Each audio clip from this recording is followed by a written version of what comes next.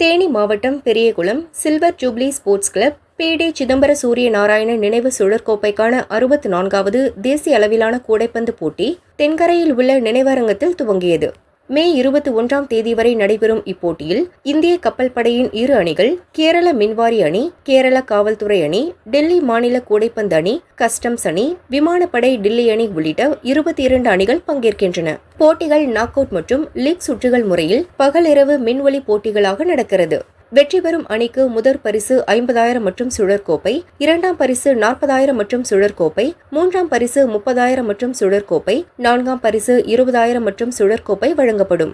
சிறந்த ஆட்ட நாயகனுக்கு தேனி அருண் மோட்டார் சார்பாக 2 வீலர் பரிசு காத்திருக்கிறது. முதல் போட்டியில் 85க்கு 38 புள்ளிகள் பெற்று கோவை ராஜலட்சுமி பள்ளி கூடைப்பந்து அணி வெற்றி பெற்றது. இரண்டாவது போட்டியில் 84க்கு 73 புள்ளிகள் பெற்று மதுரை பெகாசஸ் கூடைப்பந்து அணி வெற்றி பெற்றது. மூன்றாவது போட்டியில் 94க்கு 53 புள்ளிகள் பெற்று சென்னை ஜெயராமன் கூடைப்பந்து அணி வெற்றி பெற்றது.